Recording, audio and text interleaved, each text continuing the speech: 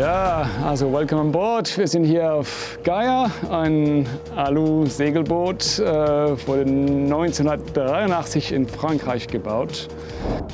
Hi, this is Julia and this is Nico. We are currently renovating Gaia, an aluminum schooner from the 80s, which you can see it's from the 80s, but yeah. We met 2 years ago because Nico found this boat in a beautiful harbor next to where I was living, and we met in the climbing gym, of course, because we love climbing and nature.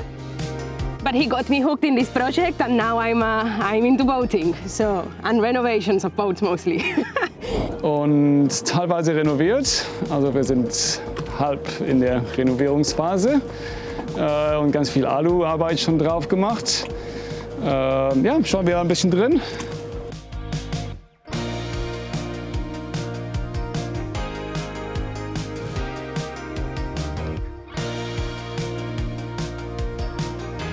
Ja, hier sind wir drin in Gaia. Es ist noch nicht ganz fertig. Eigentlich war das Boot ganz leer, als wir es gekauft haben. Wir haben ganz viel Arbeit hier gemacht. Wir haben das alles hier hochgehoben. Das ganze Dach haben wir hier geschnitten und so viel höher zusammengeschweißt. Das haben wir wirklich wie ein Origami getan. Also die Seiten hier haben wir rausgetan und dann zusammengeschweißt. Und der Deck, der hier war, haben wir hier auf den Seiten geschweißt. Und jetzt haben wir ganz viel mehr Platz und sehr viel Licht. Und dann, es war eine riesige Arbeit, eine wirklich schreckliche Arbeit und eine sehr schlechte Idee. Hätte ich gewusst, wie viel Arbeit das war, hätten wir nie angefangen. Aber wenn du halbwegs bist, dann musst du ja es fertig tun. Und wir hatten gedacht, das würde 3 Monate dauern, hat sogar 1,5 Jahre gedauert. Mit ein paar Pausen, weil wir nicht mehr weiter tun konnten. Aber ja, endlich haben wir ein Dach und Fenster. Und wir haben auch die Masten runtergetan und alles neu gemalt und ganze Masten und dann auch das stehendes Gut auch ist ganz neu. Das war schon auch eine Arbeit. Das heißt, ja, die Struktur, alles strukturell ist jetzt fertig. Was wir jetzt zu tun haben, ist alles drin. Also wir haben jetzt gar nichts drin, ist einfach direkt Alu, wird ja am Tag sehr, sehr warm. Und das wird noch ein bisschen dauern, wahrscheinlich ein paar Jahre. Aber wie viel es dauern wird, sagen wir nicht mehr. Ne? Die Frage kam immer am Anfang, wie lange würde ihr arbeiten? Wir haben gesagt, 3 Monate, 6 Monate, 9 Monate. Die Frage antworten wir nicht mehr. Das dauert so lange es dauern wird. And our main goal with this boat is to eventually do science with it. We would like to take it to remote areas because it's like a all-terrain kind of boat, really thick hull. So we could ideally go to places where climate change and, for example, human intervention has a lot of impact, like the Arctic or the Antarctic and maybe remote islands around the place, to, for example, collect samples for other scientists and or conduct our own research in different places. My main interest is molecular biology, so I'm all into random little creatures that have different ways of working from the conventional Mediterranean type of creature, I would say. And Nico is more into ecology and restoration of ecosystems. Yeah, I'm trained in ecosystem restoration, so I've got a background in ecology. I do not have a background in marine science as such, but I would like to combine my passion for sailing with what I know about terrestrial ecology.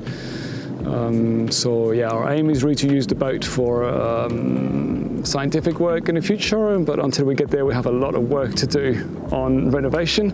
We've been working for 2 years now, so it was way longer than we had anticipated. Yeah. But eventually we will get there to the point where the boat is usable, and we hope to be able to do some really interesting, exciting marine science with the boat. So the boat is officially 14.7 meters, 47 foot of feet. And then it's actually not that long, it's actually longer. And we knew this when we put it on the shipyard, and they came with a laser to measure the boat, and they told us we had to be charged more. That's great. So,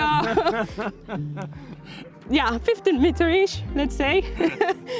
And the beam of the boat is 4.35 meters. The draft of the boat is 3.25 with the keel down and 1.45 with the keel up. But the keel system, which is there, is just really tough to like put up and down, and so we avoid going into flat zones as much as we can so that we don't have to push this up and then down. Otherwise, it's a whole workout. So Yeah, we could go into shallows, but it's a whole workout to lift the keel up. It takes half the keel up and then a coffee break and then the other half. So whenever we can, we try to not venture in the shallows and stay where we've got at least 4 meters of water. Also die Küche ist hier, ist jetzt ein bisschen temporarisch, aber es funktioniert. Wir haben hier einen Gasofen und 2 Kühlschranken, die nicht funktionieren, weil wir nicht genug Strom haben, aber kann man schon mal ein bisschen Eis füllen. Ja, das funktioniert alles und wird in der Zukunft irgendwie so gebaut. Das kommt vielleicht hier und das dort. Da müssen wir noch ein bisschen nachdenken, wie das kommt, aber funktioniert. Hier haben wir einen Tisch. Das wird wahrscheinlich hier bleiben, aber in der Zukunft wollen wir auch irgendwas hier bauen. Also ein Tisch kommt hier oben über dem Motor und ja, dann haben wir hier ein schönes Platz, wo wir hier sitzen können. Navigationstisch haben wir hier, genau. Das wurde vom Vorbesitzer gebaut. Das ist das Einzige, was er hier gebaut hat. Sieht auch schon ziemlich schön aus.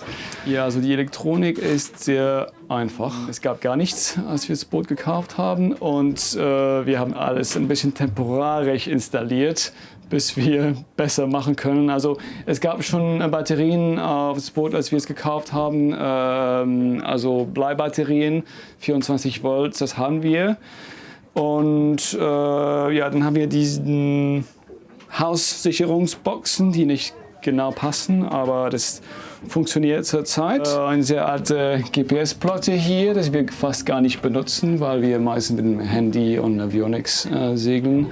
Radio haben wir auf jeden Fall, hier Funk. Und dann haben wir auch ein Radar hier, das funktioniert, ist auch ziemlich alt, aber warum nicht? Ja, und außerdem haben wir auch hier diesen Stromwechsler. Nicht sehr stark, aber dann können wir unsere Laptops und alles da drauf kabeln. Und wir haben eine Solar dort draußen, das reicht für alle unsere Bedarfen. Also wir haben ja keinen Kühlschrank, das funktioniert, deshalb brauchen wir auch nicht so viel Strom. Ja, also ziemlich einfach ist die ganze Elektronik. Aber wenn wir ein bisschen Zeit und Geld haben, dann werden wir auch ein Lithium-System installieren. Also ja, der Motor hier ist ein Diesel 100 PS von Soleil. Wurde von der Vorbesitzer installiert. Das heißt, der Motor war ganz neu, als wir das Boot gekauft haben, so 50 Stunden oder was. Ist auch noch ganz blau und ja, schön wie neu wirklich. Und ja, das ist ein Ding, wo wir gar keine Arbeit hatten. Wir hatten genug zu tun mit Aluschweißen und stehen ist gut und noch was. Aber Motor haben wir nicht basteln müssen. Ja, hier kommen 2 Kabinen. Eine Tür haben wir noch nicht, aber kommt in der Zukunft. Wie alles das Rest. Also.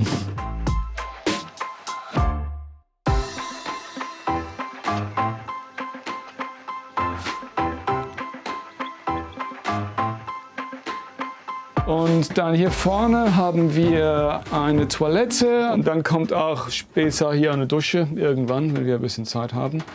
Aber zurzeit duschen wir einfach auf dem Deck. Ne? Und dann haben wir noch unsere Fahrräder und alles Dinge hier. Und hier in Forepeak haben wir unsere Ankerkette und ganz viele Segel. Das Boot hat 2 Masten, ganz sehr komplizierten Segeln und wir haben fast 12 Segel und kein Segel passt wirklich, wie es passen sollte. Sind entweder ein bisschen zu lang oder zu groß oder zu breit aber geht irgendwie.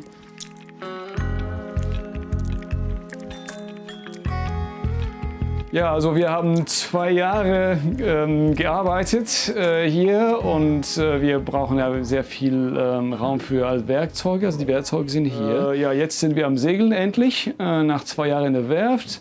Aber wir haben noch ganz viel zu tun, ist gar nicht fertig, deshalb sind noch alle Werkzeuge hier.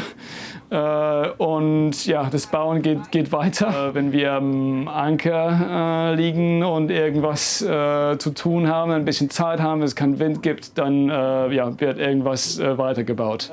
Das Boot ist als Kuhne geriggt, das heißt 2 Masten, ungefähr selbe Größe, also der Vormast ist ein bisschen 1 Meter kürzer als der Hauptmast hier.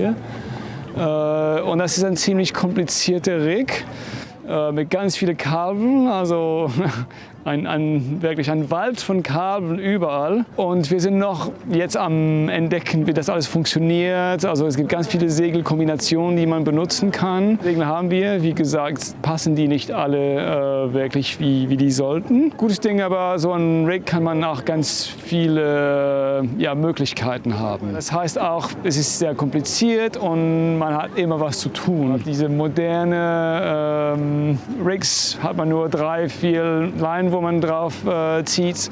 Aber hier wir wissen gar nicht mehr, was ist.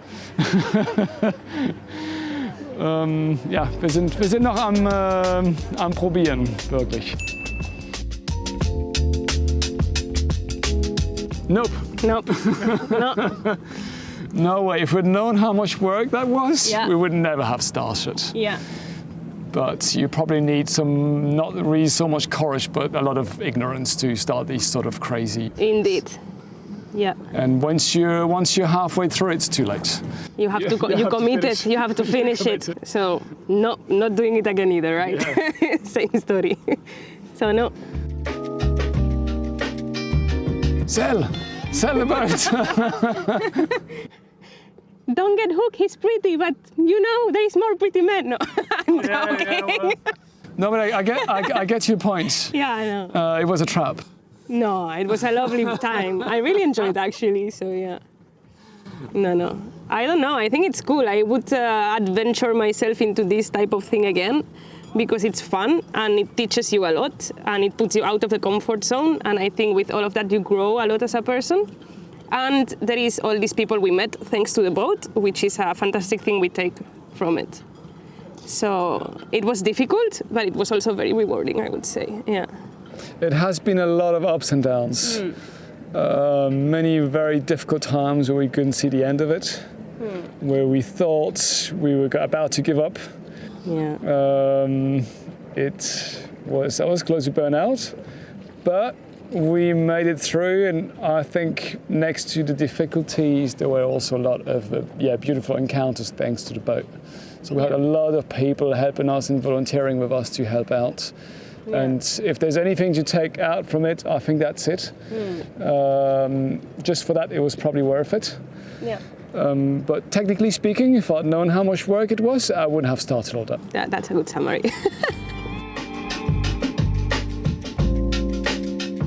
Maybe let's not be too specific. No, we try not to be specific since every time we fail to... Better not really talk openly about where we're sailing exactly, but I think what we can say is that this year we are planning to sail up to the Baltic. Yeah. So we're now still at the start of the summer, and we had wanted to be there already now. But Since everything takes more time than you think on boats, we left a bit late. So I hope we'll get there by the middle of the summer. So we won't be able to have too many stops, but we relocating the boat to the Baltic. Yeah. And finish the work over there. Yeah, thanks for having us. That was nice.